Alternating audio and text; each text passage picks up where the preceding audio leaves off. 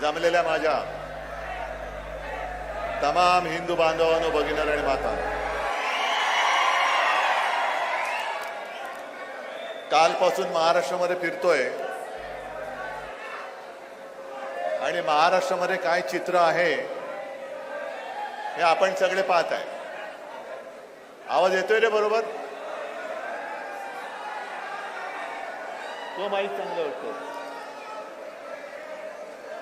नाही आता येतोय?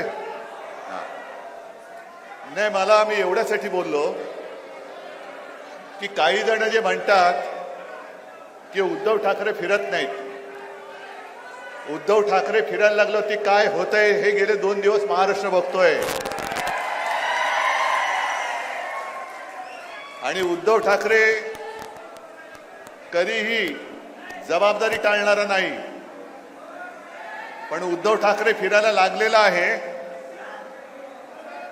जे गद्दारांचं नेतृत्व करतायत त्यांना म्हणून आता तुमचं नशीब फिरल्याशिवाय राहणार नाही.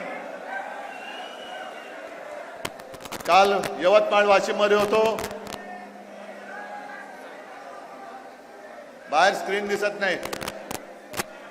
खरं म्हणजे आज सकाळी पत्रकारांशी भेटलो आणि पत्रकारांनी मला विचारलं तुमच्या सभा जोरात चालल्यात. हे तो माईक बरोबर आहे रे.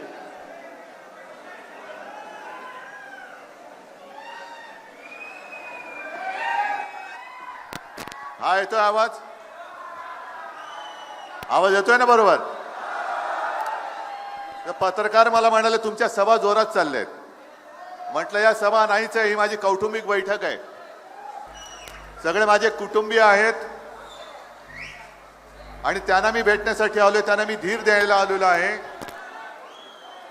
आणि तुमच्या साक्षीने जसं कैलास तुम्ही सांगितलं तसं मी तुम्हाला तमाम धाराशिवकरांना आणि महाराष्ट्राला सांगतोय की यांनी किती गद्दार फोडू देत,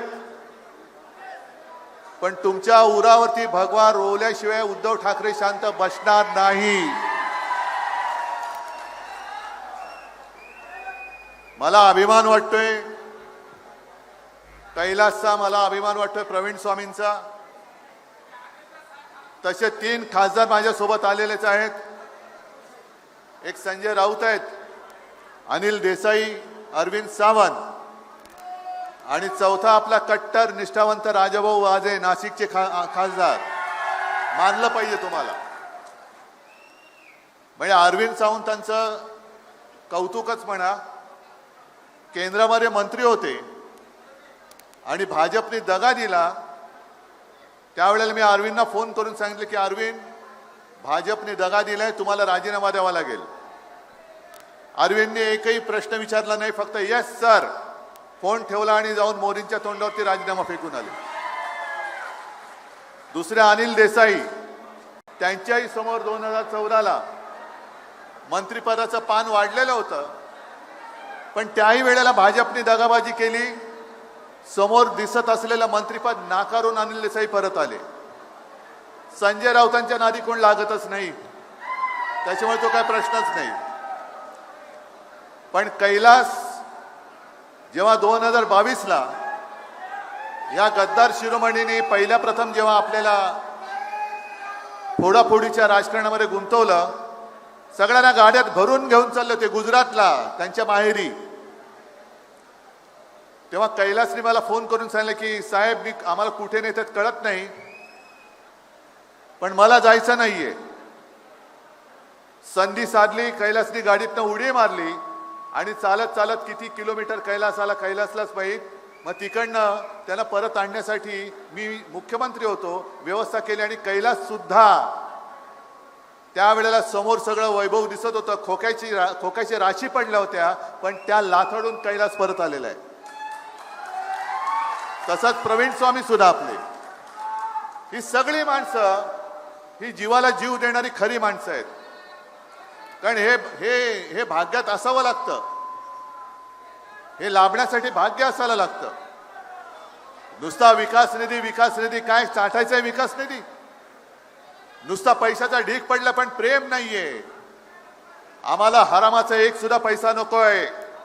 ज्याला हरामाचा पैसा पाहिजे होता तो तिकडे गेलेला आहे, तो गद्दार झालेला आहे. पण इकडे माझ्या कष्टाचा पैसा, कष्ट करून कमावणारा पैसा कमावणारा माझा शेतकरी आणि सारासुरा शिवसैनिक बसलेला आहे. आणि मला आठवतंय, मी या गद्दाराच्याच सभेला आलो होतो. सभा तुडुंब होती, तुम्हीच सगळी लोक होतात. आणि सभा संपल्यानंतर एक साधा शेतकरी, कैलास तू होतास तेव्हा, प्रवीण स्वामी तुम्ही पण असाल, एक साधा शेतकरी एक बटवा घेऊन आला आणि मला म्हणाला की साहेब माझ्या हस्ते एक मला निधी द्यायचा आहे. त्यालाच आता विचार करा, समोरनं पैशाचा पाऊस पडत होता, आता बाहेर पाऊस पडतोय, तसा पैशाचा पाऊस. शिवसेनेला हरवण्यासाठी यांच्याकडे माणसं नाही आहेत, पैसा अमाप आहे. जरा थांबा, नाही तर तुम्ही बोला नाही तर मी बोलतो. जरा थांबा जरा. पैशाचा पाऊस पडत असताना एक शेतकरी त्याच्या कष्टाचे काय पैसे असतील त्याच्यामध्ये ते पैसे त्याला देत होता. म्हणजे केवढं प्रेम होतं त्या एकेका पैशाला. यांच्या हजार हजार कोटीची किंमत होती. शेतकऱ्याच्या कष्टाचा 1 रुपया म्हणजे गद्दारांच्या 1000 कोटीपेक्षा जास्त पैशाची किंमत त्या शेतकऱ्याच्या पैशाला आहे. आणि मग भाषण काय देत होता, माझा मोबाईल नंबर घ्या. अरे मी स्वतः नंतर फोन केला, मग मी कैलासला फोन केला, अरे मी नंबर फिरवतोय, फोनच उचलत नाहीये, करायचं काय. आणि मग त्यांचंच भाषण आहे, ओमच बोलला होता की दादानो, आपण खंडोजी खोपडेचं नाव घेतल्यावर तुम्ही काय बोलता, सुराजी पिसाळचं नाव घेतल्यावर काय बोलता. मग आता मला सांगा, 400 वर्षे झाली त्यांच्या कपाळावरचा गद्दारीचा डाग पुसला जात नाही, हे केव्हा पुसणार हो. आता याच्या कपाळावरचा डाग कधी पुसणार. मला असं वाटलेलं की खरंच मला अभिमान होता.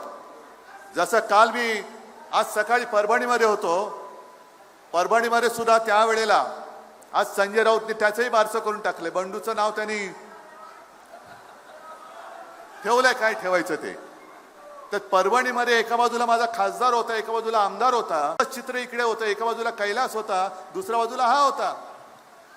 आणि सगळ्या या गद्दारीच्या राजकारणामध्ये म्हटलं रे 2 वाघ आहेत माझे. पण मला कुठे माहितीये की वाघाचं कातड पांघरलेला हा लांडगा होता, हे आत्ता मला कळतंय.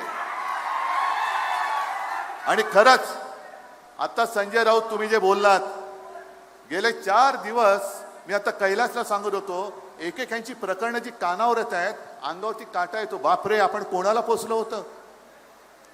कोणतरी मला विचारेल, पत्रकार म्हणतील का हो तुमच्याकडे होता तेव्हा तुम्हाला माहित नव्हतं. खरंच माहिती नव्हतं. कारण हे आत्ताची जी काय प्रकरणं मला कळतायत, त्या समारांचे कुटुंब इकडे आलेत, त्यांना मी भेटणार आहे आणि त्यांना वाऱ्यावरती आम्ही सोडणार नाही, अजिबात सोडणार नाही, अजिबात सोडणार नाही. पण एक एक प्रकरणं ही आधी जर कळली असती तर मी तरी याला उमेदवारी दिली नसती. दुर्दैव हे आत्ता मला सगळ्या गोष्टी कानावरती येत आहेत. हे भयानक. असा माणूस आपण पोचला कसा. आणि मी तुमची माफी मागतो, कारण मी त्याला उमेदवारी दिली नसती तर तुम्ही मतदान केलं नसतं, आणि मतदान केलं नसतं तर ही कीड वाढलीच नसती. आता कोणाकडे गेलाय.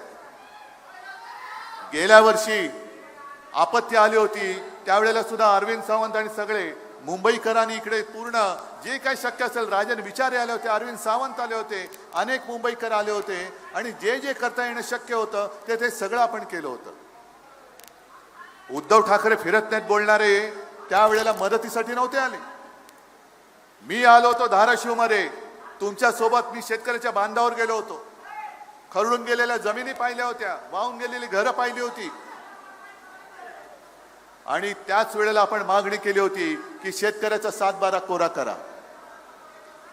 आज हे सगळे लबाड तिकडे जे बसलेत, प्रवीण स्वामी तुम्ही जे बोलत होता ते खरं आहे की पूर्ण अंधाधुंद माजलेली आहे. राज्यकारभार कोण करतच नाहीये, पूर्ण अंधाधुंद माजलेली आहे. आणि इकडे शेतकरी कोण आलेत, शेतकरी आलेत का. मग प्रामाणिकपणाने सांगायचं की आपल्या सरकारने केलेली कर्जमुक्ती तुम्हाला मिळाली होती की नव्हती. किती कटकट झाली होती का तुम्हाला? आणि आत्ताची जी काय कर्ज माफी, पहिला शब्द लक्षात घ्या, मी कर्जमुक्ती म्हणतो कारण माझा शेतकरी हा राजा आहे, अन्नदाता आहे. माफी ही गुन्हेगाराला करायची असते, अन्नदात्याला मुक्त करायचं असतं. तशा ऋणातून मुक्त होण्यासाठी जो काही आपल्याला जे करता येणं शक्य असेल ते आपण केलं पाहिजे. मग 2019 ची कर्जमुक्ती आणि आत्ताची जी कर्जमाफी यातला फरक कैलासनीच सांगितलेला आहे विधानसभेमध्ये. ही फसवी कर्जमाफी आहे. मागे सुद्धा जेव्हा आपत्ती आली होती तेव्हा आपल्या मुख्यमंत्र्यांनी जाहीर केलं होतं, इतिहासातली सगळ्यात मोठी मदतीचं पॅकेज मी जाहीर करतोय. किती जणांना मदत मिळाली मला सांगा? ज्यांच्या जमिनी खरडून गेल्या होत्या त्यांना 3.5 लाख रुपये, गुंठा का काय, एकर का काय, हेक्टर, 3.5 लाख रुपये, 3.5 रुपये तरी मिळाले. पीक विमा मिळाला. आता सुद्धा खतांचा पत्ता नाही. पावसाचा तर नव्हताच, पाऊस आत्ता लागतोय. मग हे असं सगळं शेतकऱ्याचं वाटोळं करणारं जे सरकार आहे, त्या सरकारला मदत करायला हा गद्दार तिकडे गेला. लाज वाटते, मला लाज वाटते. मी तुमच्याकडे त्याला उमेदवार म्हणून दिला होता. हे सगळं अंधाधुंद चाललेली आहे, फसवणुकीचा कारभार चाललेला आहे. आणि त्यांचे जे काही रील्स येत आहेत, आता विमानामध्ये बसलेत, परभणीचा गद्दार बसलेला, यवतमाळचा बसलेला, हिंगोलीचा बसलेला, हा चढायचा बाकी होता. छान चार्टर्ड फ्लाईट. कुठून आणली विमानं? कोणी दिला हा पैसा? शेतकऱ्याला कर्जमुक्त करण्यासाठी पैसा नाहीये. मोदी बाबांनी सांगितलं सोने खरेदी करू नका, खास खरेदी करा. सोनं खरेदी करू नका, तेल कमी खा, पैसा जास्त खा. हा सगळा असा खरंच उभं घालणारा आणि चीड आणणारा कारभार बघितल्यानंतर हे वाटतं तेवढं षडयंत्र सोपं नाहीये. यांची सत्ता तिकडे आहे, 2 वर्ष झालेली आहेत, बहुमत आहे ना. मग बहुमत असल्यानंतर सुद्धा तुम्हाला का अजून उद्धव ठाकरेचा तुम्ही पक्ष पळवलात, उद्धव ठाकरेचं चिन्ह पळवलात. पण तरी देखील मी नवीन चिन्ह घेऊन तुमच्या उरावरती माझे हक्काचे 9 खासदार बसवले होते. या धाराशिवकरांनी बसवला होता. मोदींचा चेहरा मी वापरला नव्हता. मी माझ्या स्वतःच्या वडिलांचा चेहरा वापरला होता. ही बिन बापाची पोरं ज्यांना बाप पळवावे लागतात, ते दुसऱ्याचे बाप घेऊन मतं मागतायत, तरी देखील समोरून कोण निवडून आला त्यांना पैसे देऊन फोडतायत. ही राजकारणातली बिन बापाची अवलाद आहे, ही गद्दाराची कीड आहे. ही कीड आता आपल्याला गाडावी लागेल. हा महाराष्ट्र धर्म आहे. ही गद्दारी आई तुळजाभवानीच्या जिल्ह्यामध्ये झालेली गद्दारी आहे. जी मगाशी तुम्ही मला तलवार दिली, भवानी तलवार, अरे त्याच तलवारीने मोगलांची टक्कर देणारा आमचा छत्रपती शिवाजी महाराज होते. मग तेव्हा जर का शिवाजी महाराजांनी विचार केला असता, मोगलांची ताकद एवढी आहे की माझ्याकडे निधी नाहीये, गेले असते शिवाजी महाराज तर आपण राहिलो असतो आज जिवंत. विचार करा जरा, काय असेल तेव्हा निधी.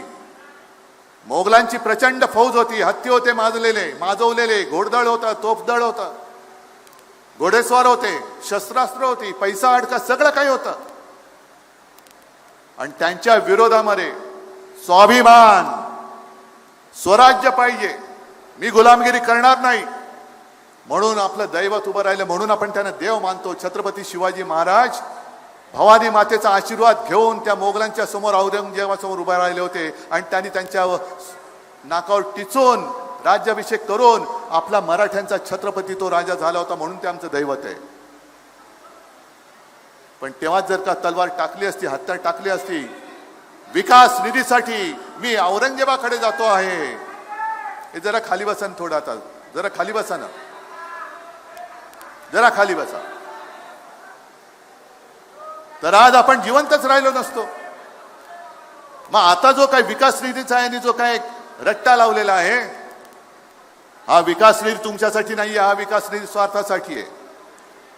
आणि जे संजय राऊत बोलले, ही अशी रोज माझ्याकडे प्रकरण येत आहेत. कारखान्यामध्ये घोटाळा, पवनचक्कीमध्ये घोटाळा, बाकीची लफडी, बाकीचे काय कुलंगडी आहेतच. बोलायचं म्हटलं तर त्याच्यावरती एक वेगळी सभा घ्यावी लागेल. आणि तरीच मला एक गोष्ट आता आठवली की जेव्हा आपण खासदारांची बैठक घेतली होती तेव्हा एक एक काही खासदारांनी कारणं दिली होती.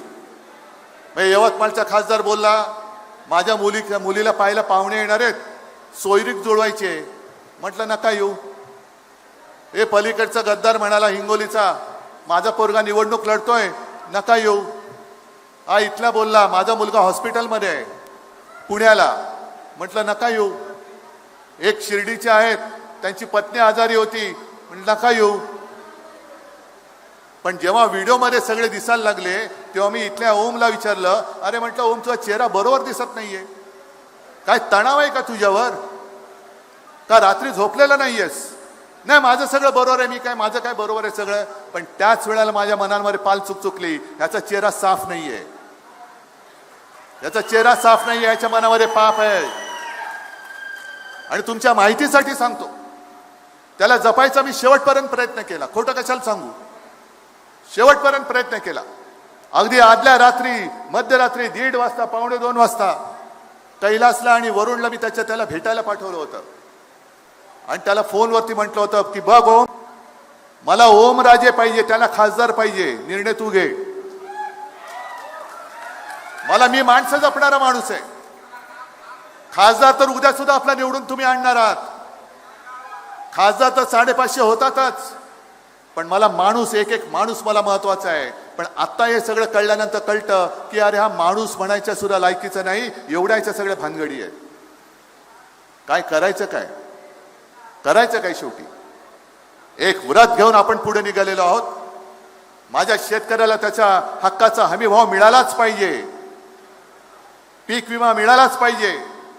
आणि कैलास, तुम्ही जे काय आंदोलन घेताय, शेतकऱ्यांसाठी आंदोलन घेताय, एक तर मी येईन, नाही तर आदित्य आलं ते शिवाय राहणार नाही. जो शेतकऱ्याचा लढा असेल त्याच्यामध्ये आम्ही उतरल्याशिवाय राहणार नाही. कालच्या हिंगोलीच्या बैठकीमध्ये सुद्धा काही शेतकरी आले. शक्तीपीठ महामार्ग जातोय, शक्तीपीठ महामार्ग जातोय, शक्तीपीठ महामार्ग जातोय, आमच्या शेतीची संपूर्ण वाट लावून जातोय. शेतीची वाट लावणारच, कारण भाजपला आता कॉन्ट्रॅक्टर जीव फार मोलाचे झालेले आहेत, कॉन्ट्रॅक्टर. म्हणजे मला याही गोष्टीची लाज वाटते की ज्या भाजपचे अख्ख्या देशात फक्त 2 खासदार होते, त्या भाजपला आपण बोट धरून महाराष्ट्रामध्ये मोठा केला. आणि बाबरीचा जो काही लढा उभारला होता त्याच्यामध्ये शिवसेना प्रमुखांनी सगळं जे काही पाडण्याचं काम होतं, भाजपवाले म्हणाले होते की आम्ही नाही केले हे काम. तेव्हा शिवसेना प्रमुख म्हणाले होते की जर हे काम माझ्या शिवसैनिकांनी केलं असेल तर त्या शिवसैनिकांचा मला गर्व आहे. पण आता लक्षात येतंय, जे भाजपवाले बेंबीच्या देठापासून बोंबलत होते की मंदिर वही बनाएंगे, मंदिर वही बनाएंगे, आता गेल्या 4 दिवसात त्याही बातम्या येत आहेत की त्या मंदिराची लूट चाललेली आहे. आले ना बातमी, जसं इकडे कधी कधी तुळजाभवानीची दानपेटीमध्ये लूट अशी बातमी येते, तसं राम मंदिराची लूट चालले. चांदीच्या विटा गायब झाल्यात, दिलेल्या लोकांनी दान ते गायब झालेलं आहे. काय काय नव्हतं केलं आपण. स्वतः शिवसेना प्रमुख सर्वत्र फिरले होते. ए बाबा, त्याला काय लागलंय का बाजूला बघा, घेऊन जा त्याला. स्वतः शिवसेना प्रमुख सगळीकडे फिरले होते, शिलापूजन केलं होतं, शिवसैनिक तिकडे गेले होते. आणि एक वातावरण पूर्ण भारावून टाकणारं वातावरण देशामध्ये झालं, हिंदुत्वाचं वातावरण निर्माण झालं. आणि त्या हिंदुत्वाच्या वातावरणाचा गैरफायदा घेऊन भाजपवाले तिकडे सत्तेवरती आले आणि राम मंदिर बांधलं गेलं. राम मंदिर बांधल्यानंतर आता जी लूट चाललेली आहे, ही लूट बघितल्यानंतर मला असं वाटतं की आता नवीन बीजेपी निर्माण झालेली आहे. आधीचं नाव होतं त्यांचं भारतीय जनता पक्ष. ज्या बाबराने राम जन्मभूमीच्या ठिकाणी मस्जिद बांधली होती, आता ते राम मंदिर लुटतायत. म्हणजे बीजेपी म्हणजे बाबर जनता पार्टी झालेली आहे आता, बाबर जनता पार्टी. ही सगळी फसवणूक चालली. म्हणून लक्षात घ्या तुम्ही, आपण कशाला सामोरं जातोय. आहे या गद्दाराची हिंमत आहे, उद्या लोकसभेत गेल्यानंतर राम मंदिर लुटणाऱ्यांना शिक्षा का दिली जात नाही हे विचारण्याचं धाडस हा गद्दार करू शकणार आहे का? जे धाडस आपले शिवसेनेचे खासदार करतील हे धाडस या 6 पैकी एका तरी गद्दाराच्या अंगामध्ये आहे? बाकीच्या भाजपवाल्यांचं तर सोडूनच द्या. मी सकाळी सांगितलं तेच परत सांगतोय की ही शिवसेना का फोडतायत? कारण त्यांना महाराष्ट्र धर्म संपवायचा आहे, त्यांना मराठी माणसाची अस्मिता संपवायची. जे छत्रपती शिवाजी महाराजांनी आपल्या रक्तामध्ये स्वाभिमान भिनवलेला आहे, देशप्रेम भिनवलेलं आहे, ते यांना पुसून टाकायचंय. आणि सगळं काही जे आहे होतं ते तर नेलंच, राहिलंय ते सुद्धा यांना गुजरातला न्यायचंय. लोकसभा निवडणुकीच्या वेळेला हा सुद्धा आपला एक प्रचाराचा मुद्दा होता. गेल्या 10 वर्षामध्ये इकडे या धाराशिवमध्ये किती कारखाने आले? एक तरी कंपनी आले? सगळं काही गुजरात गुजरात गुजरात, सगळे कॉन्ट्रॅक्टर सुद्धा गुजरातला. मला तर कानावर आला नाशिकचा कुंभमेळा होतोय, त्या कुंभमेळ्याची कॉन्ट्रॅक्ट सुद्धा गुजराती लोकांनी देऊन टाकलेली आहे. म्हणजे महाराष्ट्रामध्ये एक सुद्धा स्वाभिमानी शिल्लक ठेवायचं नाही. आणि हा स्वाभिमान केव्हा संपेल? जेव्हा शिवसेना संपेल, जेव्हा ठाकरे संपेल, तेव्हा त्यांना इकडे मुक्तद्वार मिळेल. म्हणून ते एवढं करून सुद्धा ठाकरे संपत का नाही त्याच्यासाठी फोडाफोडी चाललेली आहे. ठाकरे का नाही संपत? कारण ठाकरे संपू शकत नाही. ठाकरे हिंदू हृदय सम्राट बाळासाहेब ठाकरे हे एकमेव हिंदू हृदय सम्राट. आणि त्यांच्या हृदयामध्ये जोपर्यंत आहेत तोपर्यंत ठाकरे तुमच्या कितीही पिढ्या उतरल्या तरी महाराष्ट्रात नाही, कोणाच्या देशातनं कोणाच्या मनातनं तुम्ही संपू शकत नाही. आम्ही तुमच्याबरोबर जोडले गेलेले माणसं आहोत, तुमच्याबरोबर जोडले गेलेत. म्हणून तर इतके वर्ष होऊन एवढी फोडाफोडी करून सुद्धा का परत शिवसेना संपवायला लागते? 40 आमदार फोडले, शिवसेना संपली. 9 खासदार आले, परत त्यातले 6 फोडले, शिवसेना संपली. मग हे काय समोर हे दिसते ते काय? ही खरी शिवसेना आहे. बाळासाहेबांची शिवसेना आमदार खासदारांच्या संख्येमध्ये मोजता येत नाही. ती घराघरामध्ये पोहोचलेली आहे आणि प्रत्येकाच्या मनामनामध्ये आणि हृदयामध्ये घर करून बसलेली आहे. नुसती मन की बात म्हणून नाही चालत, दिल की बात करावी लागते. दिल की, हृदयात जागा कमवावी लागते. आणि आता सुद्धा हे जे लटकणार आहेत, कारण 2 दिवसापूर्वी आपले 2 खासदार जाऊन ओम बिर्लाने जाऊन भेटून आलेले आहेत. त्यांना घटनेचं एक पुस्तक दाखवले, म्हणाले नाही माझ्याकडे आहे. मग त्याच्यामधला एक तो नियम दाखवलेला आहे. आता ते जे काय म्हणतायत 6 झाले, 9 पैकी 6 म्हणजे 2/3 झाले. आणि माझ्या कानावर जे आलं की यांचं कधीच ठरलं होतं, फक्त हा इथला जरा अडून बसला होता. कारण त्याला माहिती होतं 5 झालेत, 6 होईपर्यंत 2/3 होत नाही, म्हणून ताणून धरलं, भाव वाढवला आणि मग गेला. भाव वाढवून घेतला, पण 2/3 गेले तरी काही होत नाही, फुटू शकत नाहीत.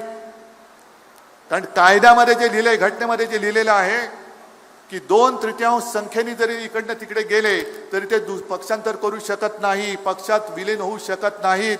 पक्षात विलीन होण्याचा निर्णय हा पक्षाने घ्यावा लागतो आणि त्याला 2/3 पाठिंबा द्यावा लागतो. आता बघूया ओम बिर्ला काय करतायत.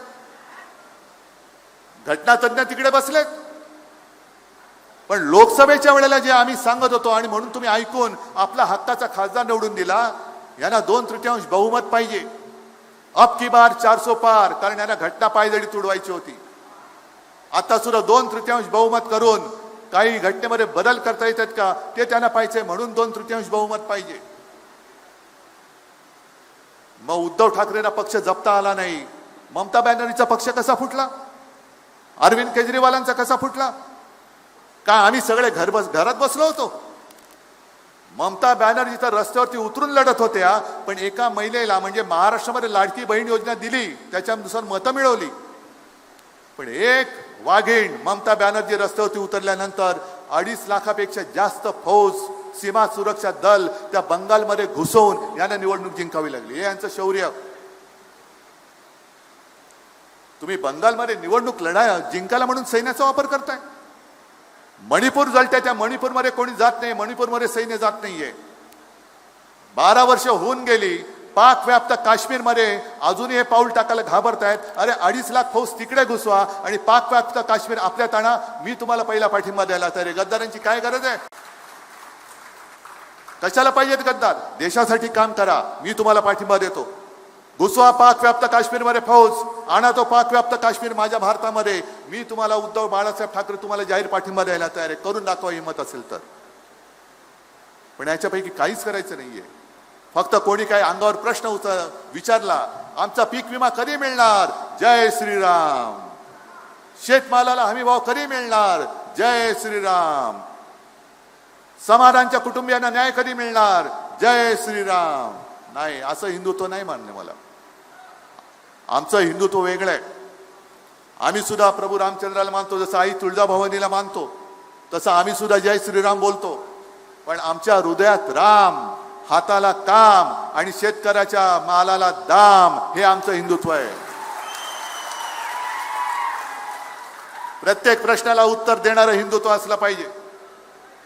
रामाचा जर काय जयघोष करणार असाल तर राम राज्य काय होतं त्याचे पुरावे काढा आणि राम राज्य आपल्या देशामध्ये आणून दाखवा. रामाकडे काय होतं? वनवासात असताना लंका जाळली होती त्यांनी. हनुमानाने लंका जाळली तेव्हा प्रभू रामचंद्र वनवासात होते. आर्थिक विकास निधी मिळत नाही, मी लंका कशी जाळू असा प्रश्न पडला असता तर लंका जाळायचे, पण राम सेतू करायला निधी मिळत नाही. मग गेले रावणाकडे. ही सगळी थोतांड बंद करा. स्वतःची पाप झाकायला तुम्ही तिकडे गेलेला आहात, गद्दारी केलेली आहे आणि स्वतःचा निधी, खाजगी निधी वाढून मिळण्यासाठी म्हणून तुम्ही गेलेला आहात. हा आमच्या सगळ्या धारावीकरांचा नाही तर धाराशिवकरांचा नाही तर अख्ख्या महाराष्ट्राचा आरोप आहे. हे आतापर्यंत भावनेचं गणित खूप झालं. भावनेचं गणित खूप झालं. हे काय त्यांनी दिले? नाही का शेतकऱ्यांनी आभार व्यक्त केलेत. दादा, आभार व्यक्त करण्याची गरज नाही. जे कर्तव्य मला करता येणं शक्य असेल ते मी करतोय. दुर्दैवाने या गद्दारांनी आपलं सरकार पाडलं नसतं तर जे मी माझ्या पहिल्या मुख्यमंत्री काळाच्या पहिल्या वर्षी शेतकऱ्यांची कर्जमुक्ती केली होती, कदाचित आणखीन एकदा मी 5व्या वर्षी सुद्धा केली असती. कारण मला जाणीव आहे, कोरोनामध्ये संपूर्ण अर्थचक्र बंद पडलेलं असताना महाराष्ट्राचं अर्थचक्र जर कोणी चालू ठेवलं असेल तर ते माझ्या अन्नदात्या शेतकऱ्यांनी चालू ठेवलेलं आहे. संपूर्ण जग लॉकडाऊन मध्ये होतं, वर्क फ्रॉम होम. पण शेतकरी जर का वर्क फ्रॉम होम करत बसला असता तर आपण भुकेने मेलो असतो. ते मोठे उपकार तुमचे महाराष्ट्रावरती, या देशावरती आणि जगावरती आहे. त्याच्यामुळे तुम्ही कृतज्ञता व्यक्त नका करू, आम्ही केली पाहिजे. आज हे असे असंख्य विषय. मुळामध्ये आणखीन एका गोष्टीचं मला तुम्हाला सांगणं गरजेचं आहे. हे बघताना वरवर वाटलं तर शिवसेनेचे खासदार यांनी फोडलेत. पण एक प्रश्न तुम्ही तुमच्या मनाला विचारून बघा, ज्या गटामध्ये गेलेले आहेत, शिंदे सेनेमध्ये, मिंदे सेनेमध्ये, गुलाम सेनेत गेलेत, त्या गुलामांचं काय भवितव्य आहे का? भवितव्यच नाहीये. कारण वापरा आणि फेका ही भाजपची नीती आहे. मग हे 6 खासदार भाजपामध्ये का नाही गेले? आहे प्रश्न कोणाला पडलाय? प्रश्नाचं उत्तर आहे, कारण हे भाजपातल्या अंतर्गत जी गटबाजी आहे, हे ऑपरेशन देवेंद्र फडणवीस चालू आहे. ऑपरेशन देवेंद्र फडणवीस. येत्या काही काळात कदाचित देवेंद्र फडणवीसांची मुख्यमंत्र्याची खुर्ची सुद्धा गेली तर मला नवल नाही वाटणार. हे मोठं कटकारस्थान सुरू आहे. कारण प्रत्येक गोष्टीला एक शेवट असतो. याच्यानंतर कोण, त्याच्यानंतर कोण. तसं दिल्लीत सुद्धा सुरू झालंय की आता बाबा जे बसले त्यांच्यानंतर कोण. आणि मग त्यांच्यात जी काही रस्सीखेच सुरू झाले, तू का मी, तू का मी. जे पंतप्रधान पदाच्या शर्यतीमध्ये आहेत त्या सगळ्यांचा पत्ता 29 पर्यंत कट होतोय की नाही हे तुम्ही बघा. 29 साल, 3 वर्ष राहिलेत. एक मध्य मुख्यमंत्री होते शिवराज सिंग चौहान, त्यांच्या चेहऱ्यावरती मध्य प्रदेशची निवडणूक भाजपा जिंकली होती. अत्यंत लोकप्रिय माणूस. सगळेजण अरे मामा आ जाओ, मामा आ जाओ, मामा आ जाओ. मग दिल्लीतनं पण बोलवलं मामा आ जाओ आणि मामा को डाल दिया अडगळीमध्ये. मामाचं आता नावच नाही कोण घेत. कारण कारण कदाचित मामा पंतप्रधान पदाच्या शर्यतीत उतरले असते. एवढे शिवराज चौहान हे तिथले लोकप्रिय नेते होते. त्याच्याही आधी नितीन गडकरी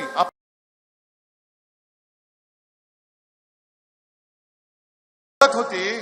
बरोबर त्यांच्या भानगडी काढल्या गेल्या आणि त्यानं जे फेकून दिलं का, कारण हा परत अध्यक्ष झाला तर संघ ह्याना पंतप्रधानपदी बसवेल. संघाचा पाठिंबा गडकरी ना होता आणि गडकरी पंतप्रधान होऊ नयेत म्हणून गडकरींचे पंख छाटले गेले.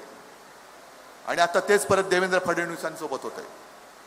देवेंद्र फडणवीस दिल्लीत जायची स्वप्न बघतायत, पंतप्रधान पदाची कदाचित बघत असतील, पण हा माणूस जर का आला तर संघ यांना सुद्धा पाठिंबा देईल आणि पंतप्रधानपदी माझा नंबर तट होईल आणि देवेंद्र फडणवीस बसतील. म्हणून देवेंद्र फडणवीसांना इथल्या इथे संपवण्यासाठी ही गद्दारी केली जाते आणि डायरेक्ट देवेंद्र फडणवीसांकडे खासदार देण्यापेक्षा बाजूला ठेवलेत की जेव्हा माझं नाव येईल तेव्हा ते देवेंद्र फडणवीसला पाठिंबा देणार नाहीत, मला देतील, अशी ही चाल आहे, अशी ही चाल आहे.